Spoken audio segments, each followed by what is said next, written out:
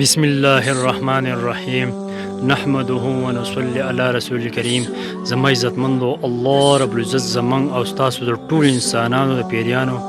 دنیا او د آخرت پوره کامیابی په خپل پوره دین کې خودله. پوره دین به زمون او استاد په جون کې رسول نبی اسلام په مبارک مهنت سره ختم نبوت په برکت سره دا مبارک مې زما او تاسو د ټول مسلمان ذمہ ده په خپل حق کول نور خو تر بلل په خپل بد نه کول او نور د بدو نه منع کول. زما عزتمندو دا زما سو ذمہ ده.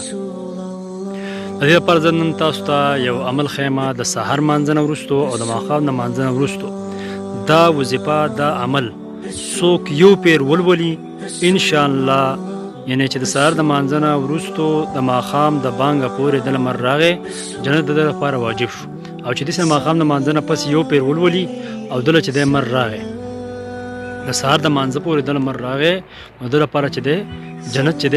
واجب شو. مونږ او تاسو په خپل ادا عمل زده کول پکار دي او نور ته یعنی چې مونږ او تاسو زده کو په خپل باندې عمل کوو نور ته رسول کوشش په دې زموږ سو خیر دی، ځکه دا امت د خیر امت ته نو د دې امت د پیدا کولو دنیا ته در لېګلو مقصد هم دا چې په خپل به خیر کوي نور به خیر قانون تر په خپل بند نه کوي نور به بر نه کوي. دا ډیر اوچت عمل ډیر عظیم عمل په خپل زده کوي او آسان عمل د جنت لو د پاره آسان عمل دا د جنت لو لپاره آسان عمل له سار مانځه پسې او ماښام مانځه پسې. زه به تاسو ته ووایم یو دوه درې پیرې به زه تاسو ته ووایم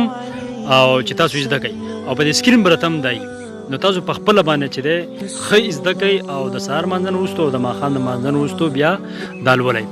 هغه عمل دا دی: بسم الله الرحمن الرحیم اللهم انت ربي لا اله الا انت خلقتني وانا عبدك وأنا على عهدك ووعدك ما استطعت أعوذ بك من شر ما صنعت أبوء لك بنعمتك علي وأبوء لك بذنبي فاغفر لي فإنه لا يغفر الذنوب إلا أنت. دا عمل له سهار مانځه پسې ماښام مانځه پسې په خپل هم زده کو عمل پې وکړو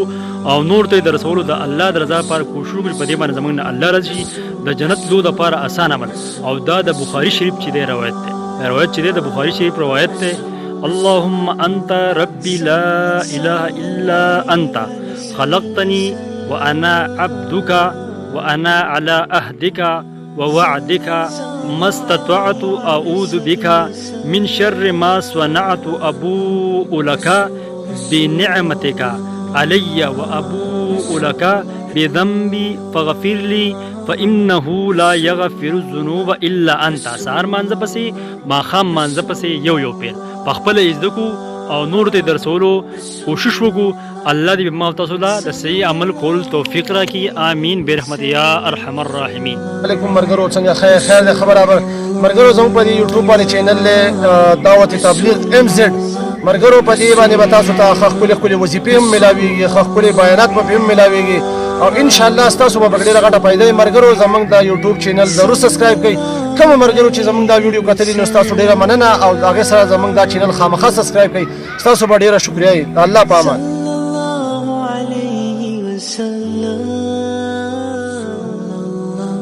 رسول